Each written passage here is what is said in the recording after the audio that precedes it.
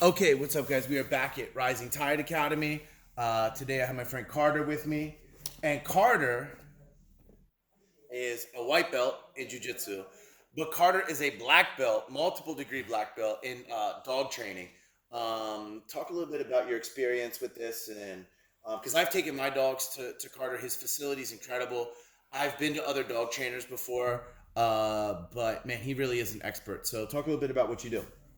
Okay, so my dog training business is mostly pet owners. I do a little bit of competition stuff, but mainly just teaching dogs not to jump, not to pull, get on their bed, stay on their bed, come back when they're off leash, things like that. Um, Foundational skills that make it easier to live in this life, in this world, in civilization with a wild creature.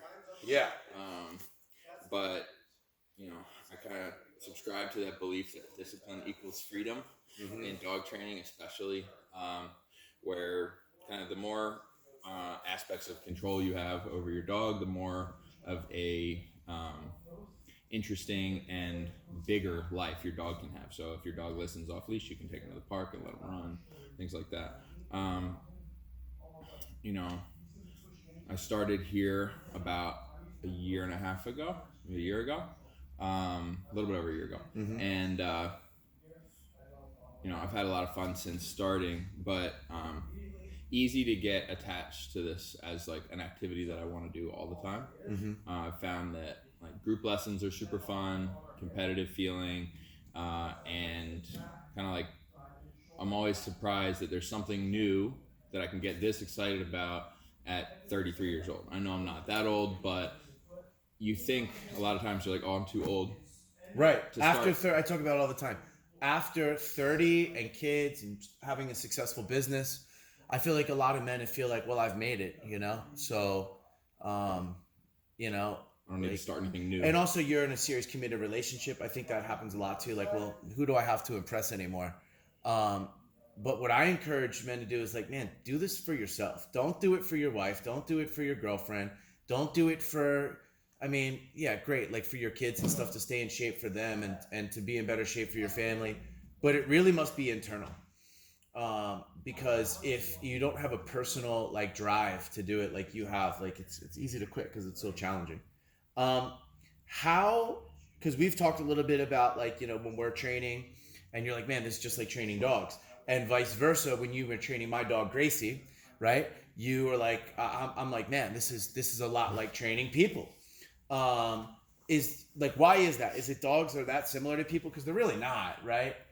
They're completely different, and um, so talk a little bit about that. If there is any crossover, what is it? So I believe that the mechanism for learning is all the same, pretty much across almost every species. Differences in intelligence and motivation are the main things that where there's variability there. But when it comes to the mechanism of learning, which is basically a being will only do things for two reasons. One is to access something pleasurable or pleasant, and the other is to avoid something unpleasant. So people do that all the time. Why do you pay your mortgage? It's not because like it's super exciting and fun. It's because it alleviates the pain and the stress of the fact that it's coming again, or that you're not going to have a place to live, or whatever. So most of what we do, I think, as adults, really comes from avoiding discomfort. Right. And so dogs are the same way. Basically they'll do something in order to access a reward or access some pleasurable feeling, whether that's jumping in the water, getting access to a ball, a tug toy, a treat, a handful of food, their food bowl, one of their favorite people, whatever it is. And then they'll do things to avoid something unpleasant, whether that is pulling on the leash. So that, if you make it unpleasant or uncomfortable for them to pull on the leash, they can do that less. People use like say an electric fence around their yard is like a perfect example of, all right, it's going to be unpleasant to go through that, so I'll choose to stay on this side of the fence. It's easier, softer ways to just stay within my confinement area.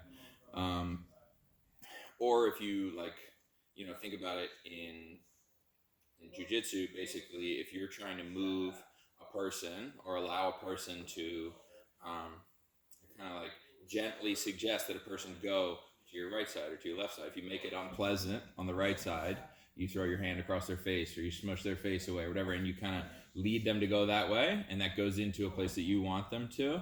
I think that relieving pressure is a lot of times the best thing that somebody's going to think of in a situation. It's like, all right, this hurts. This is immediate. This pressure across my face or whatever it is. I'm going to move away from it, and then maybe they open themselves up to create another vulnerability for an armbar or a choke or whatever it is, or an opportunity for you to sweep them.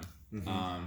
And I'm not good at those things, but I see them. You can see it happen. You can see it though. And when I do it, when it happens to me, I'm like, oh, that was it right there. I moved because of the crossface, and then now I'm in an armbar. Why did that happen? Exactly. So at least I'm starting to see like little bits and connect some dots. But another thing is kind of where the head will go, the body will follow. Mm-hmm. Is a big thing in dog training. That's a constant.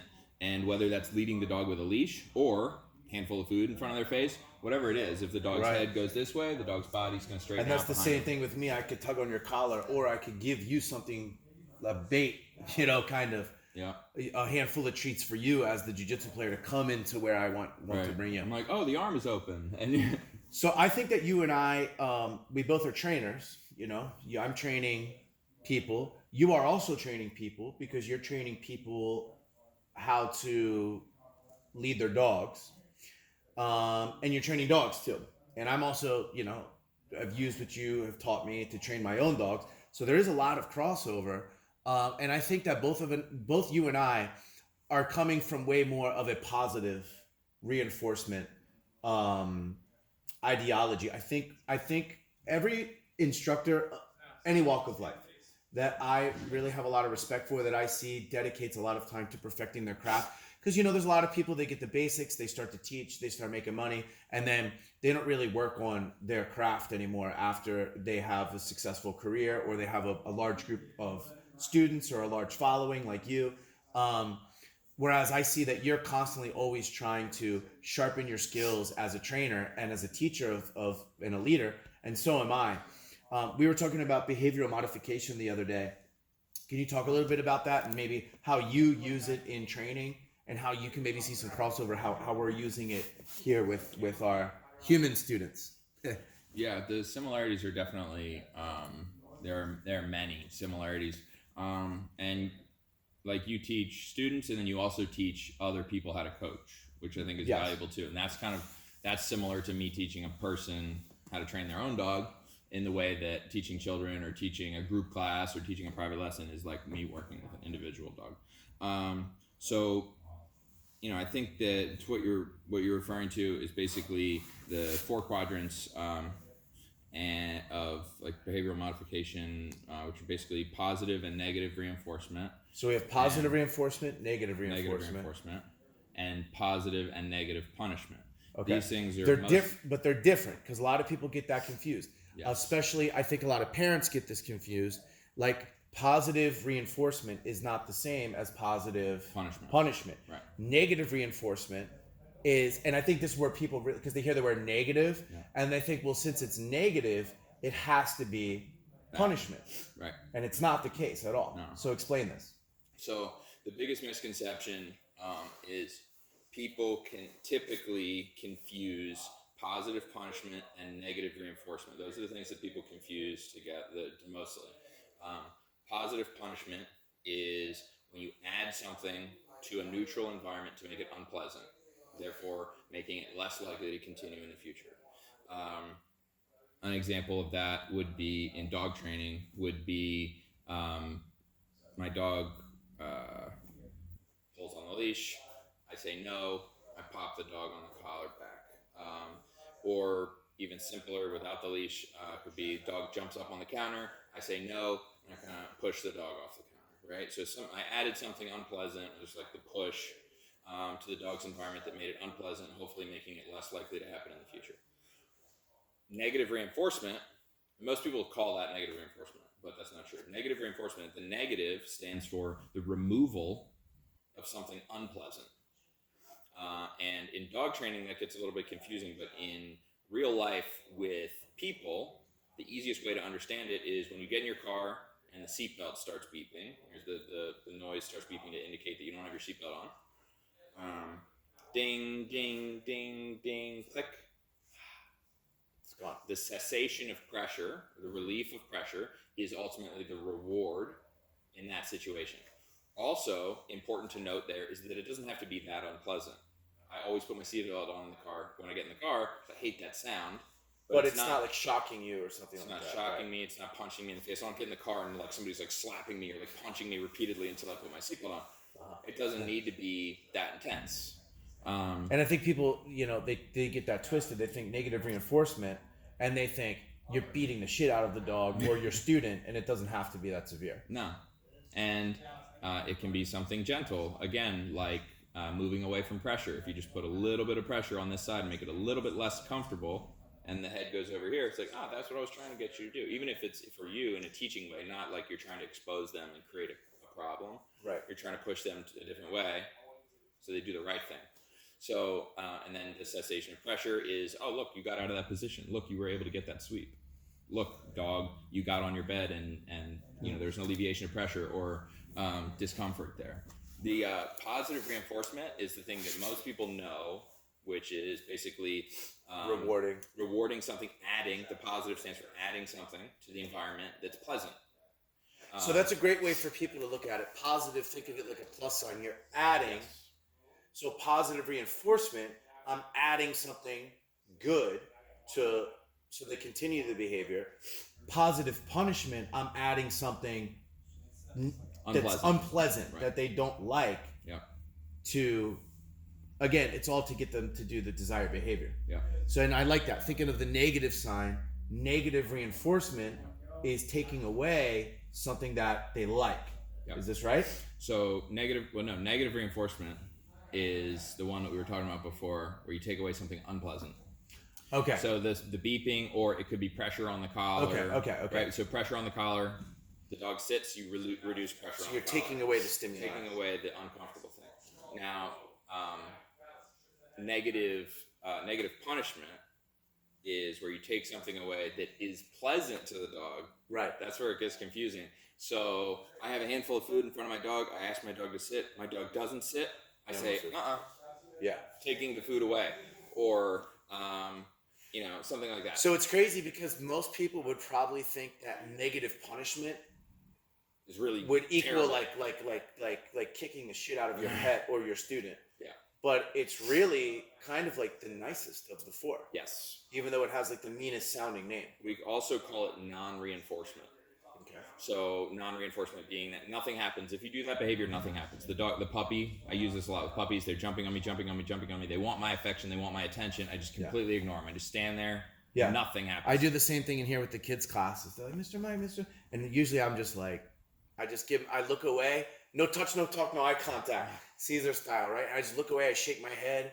And they're like, he's not going to play. Like, sucks for them. But in that moment, they have to know that it's serious business, and I don't want to play right then, I think that, and a positive reinforcement in terms of when I work with people, and think about this in the way with employees and also with just other people in your life, whether that's people in a relationship, children that you're teaching, whatever it is. At the end of a good class, when you say, all right, everybody did a great job today, you guys give yourselves a round of applause, whatever it is, or you walk over to somebody's parent and you tell them, like, hey man, he's doing awesome. Yeah, that's my favorite thing to do. That's really positive reinforcement for both of them. Yes. Which is valuable and important. The same way that kids are going to need boundaries as well. Sometimes they're going to step out of line. Sometimes a kid's going to be too rough with another kid. You're going to have to say, hey, you can't do that. Not allowed to do that. There's a boundary there. Absolutely. You can't. I'm sure that you end up with little kids hitting every once in a while or something like that. Bro, we can make a whole video about the crazy stuff that the little kids do in here, bro. Terrible little creatures. Well, you have to think they don't know. It's like a puppy. They don't know they're not supposed to jump. They don't know they're not supposed to wipe their boogers on the wall. I just cleaned that up earlier today. They don't know that they're not supposed to, there's certain things they know they're not supposed to do. They know they're not supposed to hit each other and bite each other, but it still happens sometimes because we're putting them in a high pressure environment. And I think it's important to talk about too. I don't want to take up too much of your time because I know you got to get back to your farm, but it can't just be positive reinforcement all the time. To properly train any living being, And I think we live in a culture now where it's like all sunshine and rainbows, never hit your dog, never yell at your students, which I don't really have to yell at my students anymore to get what I'm looking for. I had a group of kids class last night and they were getting completely out of hand, and I was able to, get them under control without ever raising my voice at all. Um, However, I think it's important to talk about, like, it can't just be all positive reinforcement all the time. It can't just be, okay, you're doing good, like, just keep up with that, and then when they do something negative, you do nothing. You agree with that? Definitely agree with that. I like to say it's usually about 80% positive reinforcement for dog training. Like 20% pressure is like a good a good ratio. And as the dog gets better at whatever it is that you're doing, you increase the difficulty to stay at that 80% success rate. If you're like Jiu-Jitsu. If you're doing 100% success rate, either your dog is finished, awesome, right? Or you're not pushing them far enough. So you can push them a little harder, but nobody is that lucky that you get to live this life without negative consequences. Yeah. There are negative consequences. Even they don't have to be contrived even. So in jiu-jitsu, they don't have to be contrived. We're rolling just now, and I found myself maybe in a vulnerable position underneath, right, and stuck with you kind of low north-south, kind of squishing me, right, and that means I found that terribly unpleasant. I'm gonna try really hard to avoid that in the future. Yes. You weren't trying to punish me for anything. No. You're just like, this is jiu-jitsu, right? Yep. Sometimes things are You made a mistake leading up to that point, which is why you're here. Yeah. And don't do that anymore. Right. I can't just let you try. slide. I'll make another Now, mistake. and again, like to your point, like with a brand new person, I would not have smushed them at all. I would let them escape and explain to them what happened. Let's try it again and give them some success. Give them some positive reinforcement, right? However, with someone that's been training as long as you, or someone that's been at it for a while, I give them nothing and I make them work for it. And then the reward is, if they get out, great. If they get tapped, or they can't escape and the round ends and they got stuck there the whole time, that's a terrible feeling. You don't want that to repeat. And I'm doing it out of love. I know it sounds crazy, but I'm arm locking you and choking you and holding you inside mount because I care about my students. I want them to get better. So when it gets outside of the training environment, nothing bad happens to them. Similar to you, where when you pop that dog on the leash, it's not because you hate the dog. It's because you love the dog and you don't want the dog to run off and get hit by a car or fight another dog or attack somebody or something like that. So, yeah, great trainer. Tell people how they can find your business. Pretty easy to find me. The kennel and farm is called Wild Acres, Wild with an E, and we're here right around the corner in like Glendon, Reisterstown area. WildAcresMD.com. It's literally 5 minutes here from the academy. They do dog boarding, dog training, and we do a board and train program where your dog comes to live with us for a while. We train it and then train you on how to maintain those behaviors. Yep, highly recommend if you have a new dog to do that. I wish I would have done that with Gracie. Yeah, but call me when you get a puppy. Yeah, when you get a puppy, bring him to him and that. And then also there's the rescue that's there. People can volunteer at the rescue as well. Yeah. That's not really your thing, but they rent space from you, right? Yeah. The rescue is called Adopt a Homeless Animal. And they adopt animals from local shelters, whether they're like high kill shelter or just like, a dog that they think that they can house. And then they work with that dog. They keep them at my facility, walk them every day, things like that. And do community outreach, try to find homes for all of them. Great. So check him out. The best dog trainer I've come across. That'll about do it, man. Heck yeah. Cool. Thanks. Awesome. Thank you, bro. Good one. Yeah.